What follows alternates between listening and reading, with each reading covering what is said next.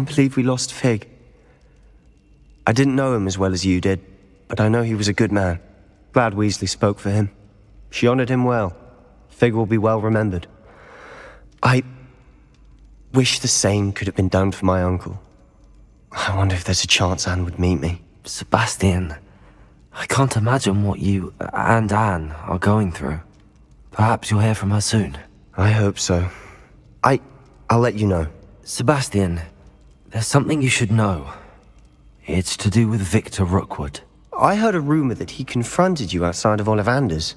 Sounds as if he faced quite a fight. The rumors are true, and I did, but it's not that.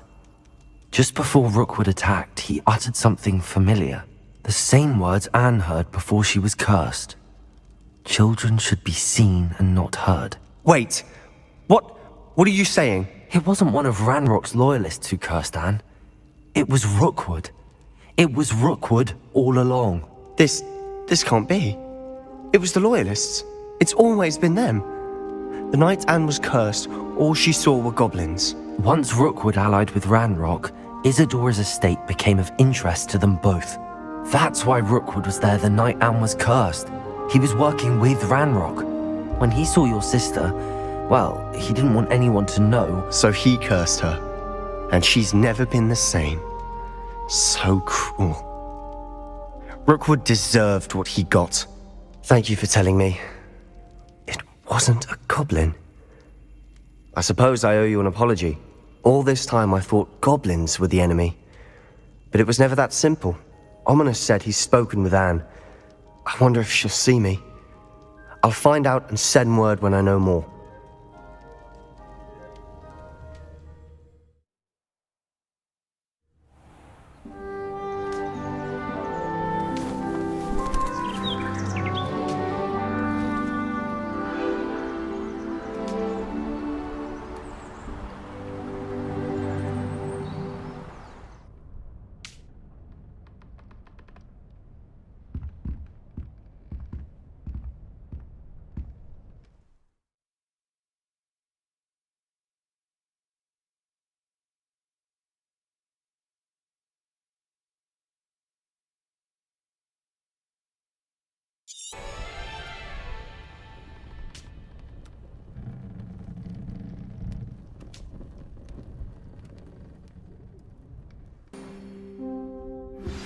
I've thought about what you told me in the Great Hall. I would like to speak with you. Meet me in the Undercroft as soon as you can.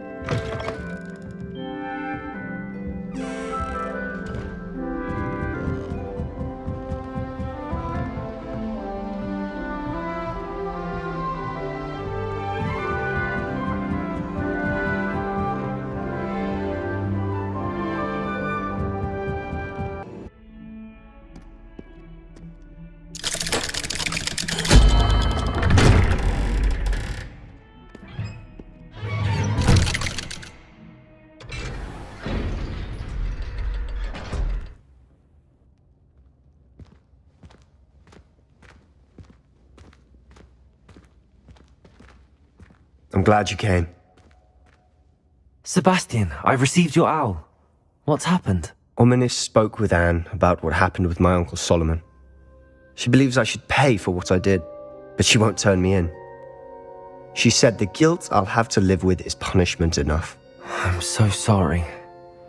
But I'm glad you know that you can at least try to move on now. The thing is, I think I've lost my sister, my twin, forever. She refuses to even see me. I can't blame her. I couldn't really blame any of you if you gave up on me entirely.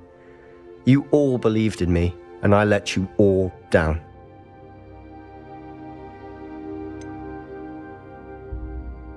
Sebastian, I'm afraid Anne may never be able to forgive you. But at least now you have a chance to change your path. I am glad for that. But I still have hopes that Anne may in time understand what happened and come to forgive me. I realize I can't undo what's been done, but I can try every day to make up for it. I owe you and Ominous everything for standing by me. Well, it wasn't easy, but I believe in you, Sebastian. I've had a sense about you since that first day in Defense Against the Dark Arts. Seems so long ago. Thank you. I have no idea what's to come, but I'm grateful for your friendship. I'm glad you came to Hogwarts.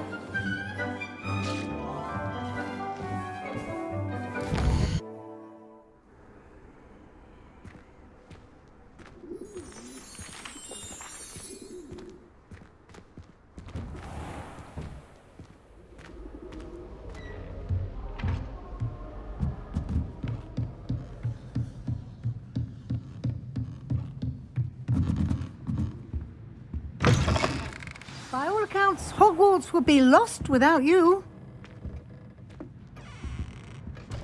Professor Weasley, you wanted to see me? I did. We haven't had a chance to speak since I know you were quite close with Professor Fig. Hogwarts won't be the same without him. No, it won't. But I can assure you that he would want us to press on, and that he would rest easy knowing that the future of the wizarding world is in hands like yours. Thank you, Professor. You've had quite a year, both inside and outside of Hogwarts.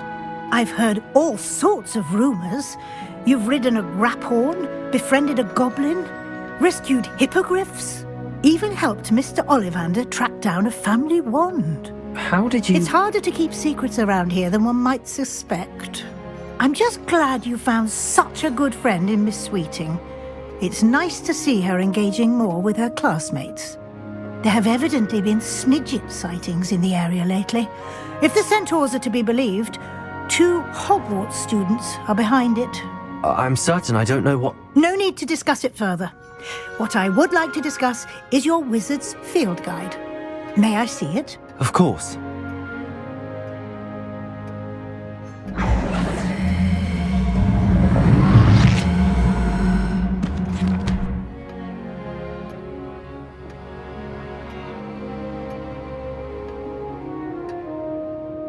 What do you think, Professor? I think you've been busy this year.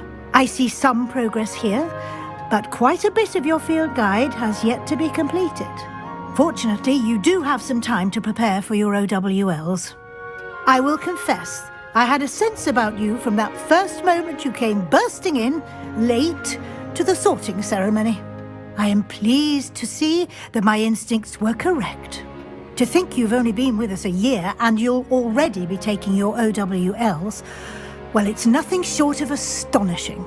Thank you, Professor, for everything. You are most welcome. I look forward to seeing what you do during the rest of your time with us.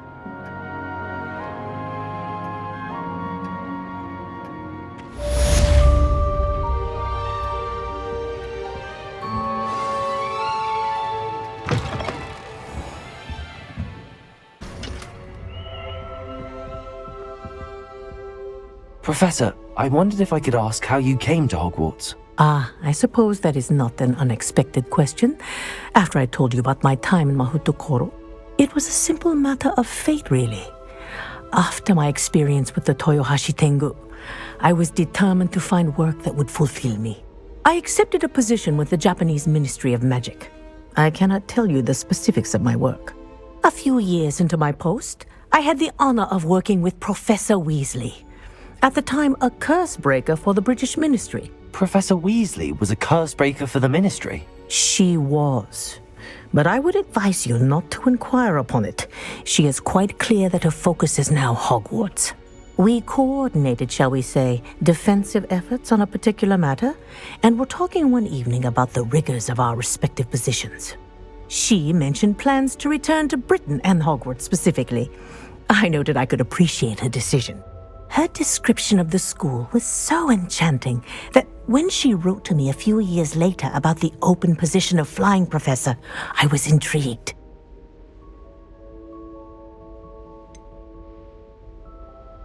Wasn't it difficult to leave your home? In some way, yes.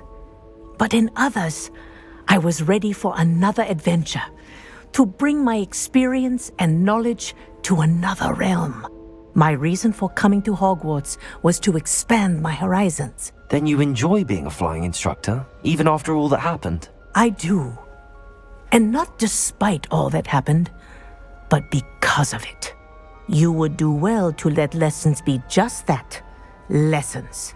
Learn from your errors, in judgment or otherwise.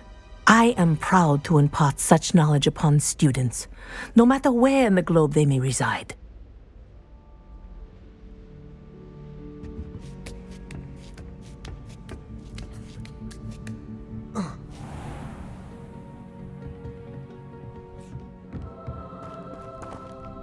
Thank you for protecting our school.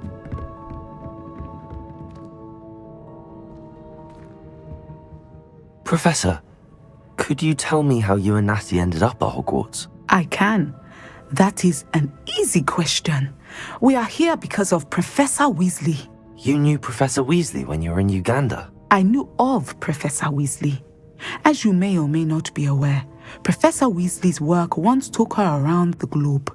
Without providing detail that is not mine to share, I can say that she was well known in our wizarding community for, well, sharing magical knowledge between countries. Professor Weasley seems quite knowledgeable, so I'm not surprised to hear she'd do that sort of thing. Indeed. Although I suspect there is much about each of your professors that would surprise and impress you. Such exchanges of information, ministry sanctioned or not, have occurred for centuries. It was an African sorcerer, in fact, who shared the unlocking charm with a certain wizard from London. A thief, rather unfortunately. I see. But, back to your original question. Professor Weasley had heard of my work and life in Matabeleland, and my time teaching at Ouagadougou. She was deputy headmistress at Hogwarts by then, and when the position of divination professor became available, she contacted me. Her timing was perfect. I had just foreseen a change in Nat's size and my circumstances and knew that we needed to leave Uganda. Natsai was as ready as I was for a new adventure. So, off we went. Natty's spoken of your move. She was quite kind to me my first day here, in Charms. That sounds like Natsai. I'm glad she has found a friend in you. Now, I must return to my work. As I've told Natsai, do be careful. I had a vision earlier this year of her with a friend, flying on winged beasts. Perhaps unsurprisingly, she will neither confirm nor deny my visions, unless it suits her.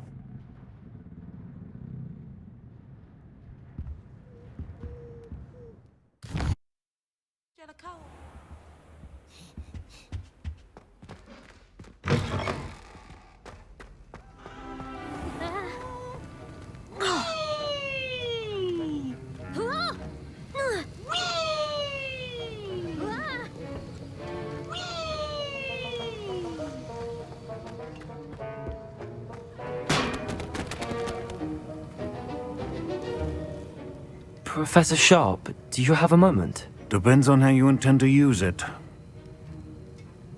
I saw an aura badge on your desk and was wondering if you could tell me more about your time as an aura. Observant. I suppose I could indulge you for a moment. Spent years tracking down reprobates who dealt in artifacts of dark magic origin. That seems a bit more dangerous than teaching potions. Often, yes. Though I've seen some remarkably creative concoctions brewed in my class. I enjoyed a great deal of success as an aura. However, success can make one complacent if one's confidence is not tempered by humility. One overstep in battle changed everything. May I ask what happened? Yes, well, I suppose it's a matter of record. My partner and I had tracked a suspect to a harbor in Scarborough, trying to smuggle shrunken heads of all things. I had deduced that he was working alone. I was mistaken, and they knew we were coming. From the moment we stepped onto the ship, well, I barely escaped with my life. My partner wasn't so lucky. I suppose being an Aura is dreadfully dangerous. I'm sorry. It is that. But survival is not guaranteed for any of us. Pay attention. And not just within my class. This is what I must impress upon you all. A potion and a poison may be a mere breath apart, until you consume the wrong one. Well said, Professor. The only reason I...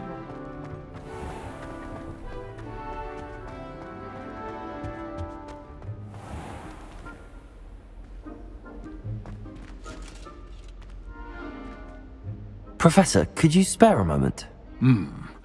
How may I help you? I'm interested in the Goblin rebellions of the past. Ah, certainly. Their history is part of our history. In fact, you can trace most Goblin rebellions to wizard intervention. More specifically, the laws governing wands and who may legally possess them. The Goblin Rebellion of 1612, for example, arose from Goblin frustration over lack of representation on the Wizengamot. It became a terrible, blood-soaked affair. Take heart, though. Our current peace and prosperity shows that violence can be transitory. But Hogsmeade was just attacked, Professor. If I'm not mistaken, and I rarely am, one of the 18th century's rebellions was led by Urg the Unclean. He had been dunked in a pond publicly by a group of young wizards, if you can imagine that. Another rebellion in 1752...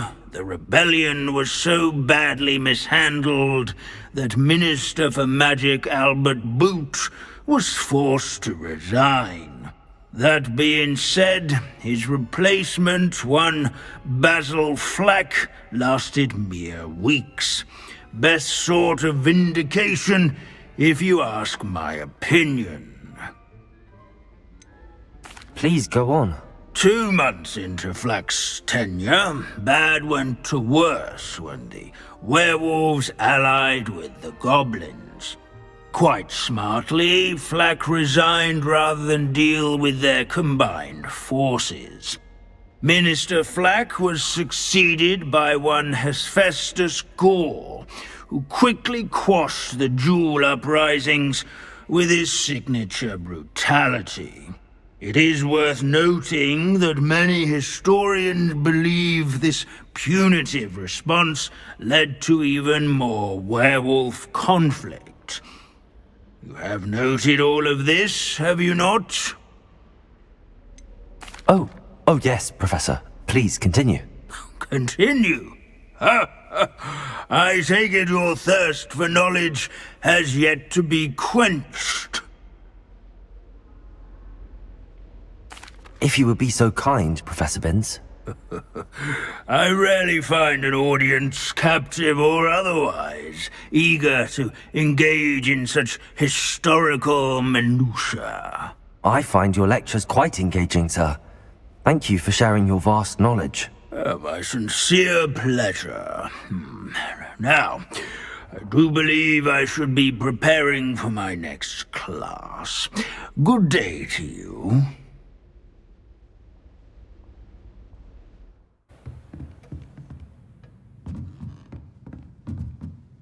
Professor, do you have time to chat? I always have time for my students. How may I help you? I wondered if I might ask how long you've been teaching at Hogwarts. Well, it's been what now? 7 swift years. Time does fly because we have fun. Essential in my opinion. An eager, positive, and confident mind is the most open to knowledge, I find. Some of the professors may not agree with your approach. Well, each of us has our own style, I suppose. Some in the teaching field believe that hard work and dedication are the only keys to success. But they forget what drives those things. If one cannot fathom why some would expend energy on gobstones, then one is blind to the enormous power of play. And that's why you teach the way you do. Precisely. I strive to be the sort of professor that I would have enjoyed in school. My experience was less cheerful. I'm sorry to hear that, sir. It sounds as if your experience as a student was less than ideal. Had I received a more traditional education, well, enough about my student days. You are here now, and it would be a shame if you didn't enjoy it. I'll do my best, Professor. Thank you for the advice. You are most welcome. Try to have a bit of fun today. Huh?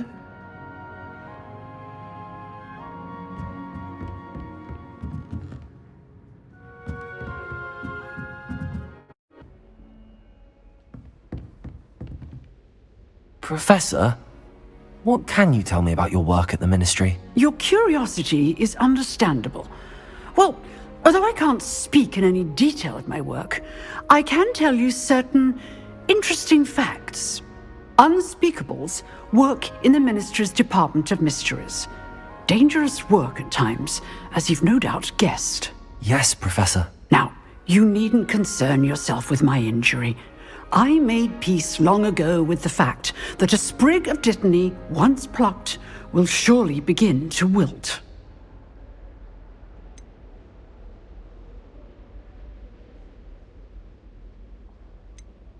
You do seem to have come to terms with things rather well. It's a matter of perspective.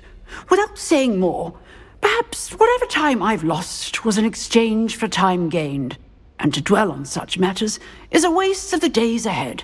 At this point, no magic permits us to travel back in time. Perhaps one day. Yes, I can tell you that my years at the Ministry were well spent. And I'm as happy to be at Hogwarts now as I was to be in the Department of Mysteries years ago. If I may, Professor, I'm also happy that you're here at Hogwarts now. Kind of you to say. Speaking of time, perhaps yours would be best spent honing your defensive wand work. Yes, Professor.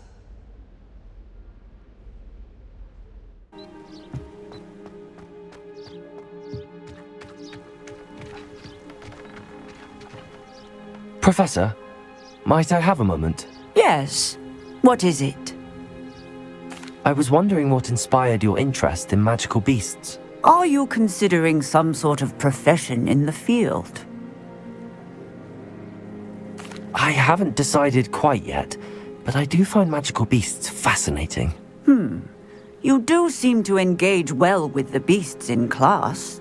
I believe that when choosing a path, particularly of a scholarly nature, one must take into account both one's enthusiasm for a particular subject, as well as how one may best serve the students to whom one is obligated to both inspire and teach. Of course, Professor. When did your path become clear? I recall it quite vividly. It was the summer between my 6th and 7th years. I read in the Prophet about a wizard who'd been selling alchemy eggs and disappeared in the mountains near my home. I knew of the alchemy, of course, from my studies, but they are native to lands east of here, such as India. I wondered if it was possible that an alchemy could be so nearby. Hence, I went to find it. What type of beast is an alchemy? It is a spectacular beast. A feathered, winged serpent-like creature that can grow or shrink to fit a particular space. Its eggs are made of pure silver, hence the desire to trade in them. Seems quite a challenge finding an alchemy in the mountains. It was. After a few days, during which my parents grew increasingly annoyed at my absence, I found what little remained of the wizard egg trader. He was near a tree hollow. And there, inside, was a nest with 7 silver alchemy eggs. What did you do with them? Nothing. Beasts are to be valued for what they can provide for wizard kind. Protective clothing, potion ingredients, even wand cores. Only poachers see the value in ending a beast's life for galleons. I left the eggs alone. I hid. And moments later, the beast flew right over my head. Breathtaking. She then seemed to all but disappear as she shrunk to fit into the hollow. That sounds incredible. Indeed. I knew in that moment that I needed to understand all that I could about beasts and ensure that wizard kind learned to benefit properly from them. Now, I trust that I have answered your question. You would do well to continue your study of beasts, regardless of your chosen path. Beasts and all that they provide will vastly improve your life, and perhaps one day even save it. I shall remember that, Professor. Thank you.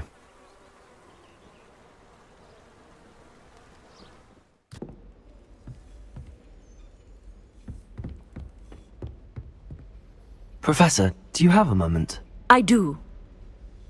May I ask what attracted you to astronomy? You may. Might I assume from your inquiry that you wonder how anyone may have an interest in astronomy? Oh, not at all, Professor. I find it intriguing and wanted to know more about your work. Ah, that is good to hear. So often those who do not fully understand all that can be gleaned from the stars question astronomy's relevance. Misperceptions frequently arise due to the confusion of astronomy with astrology, the ridiculousness of which I shall not deign to discuss. To answer your question, it was my dear sister who first sparked my interest in stargazing. The two of us spent countless nights on our rooftops staring at the cosmos. It was one of the only subjects we could study together. I'm not sure I follow, Professor. Why was that? My sister is a squib. Clever, hard-working, and generous, but a squib nonetheless. The only non-magical child born to our family in generations, poor thing. Although she manages exceptionally well. It sounds as if she's a lovely person and accomplished. She is. And to her credit, while she was once disappointed not to attend Hogwarts, she has excelled in Muggle school. One of the first women, we suspect, to have attended Cambridge, well disguised at the time by our mother as a gentleman scholar. And as astronomy is one subject shared between the Muggle world and ours, she and I have been able to maintain that common interest. We still sneak up to a rooftop now and then to gaze upwards, courtesy of a levitation charm rather than a trellis nowadays. Thank you for telling me about your sister, Professor. I was glad to. It is good to be reminded of all that one can accomplish when one embraces who one is. Now off you go. I am sure you've a star chart to review somewhere.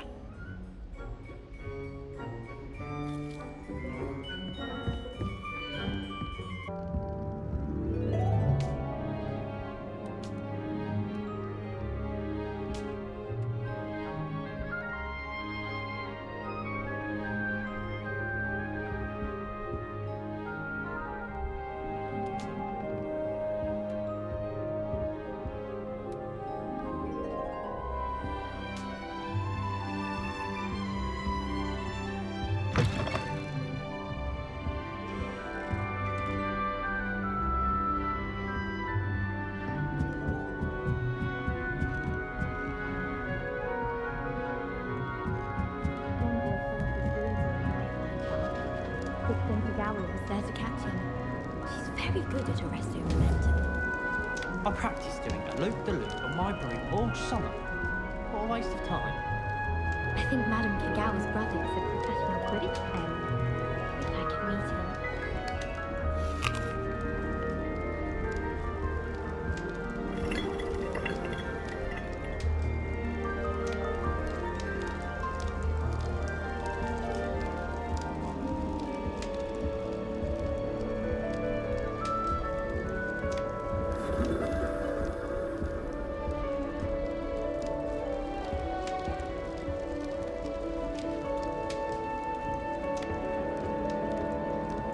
You can't imagine how inconvenient travel was before I invented flu powder.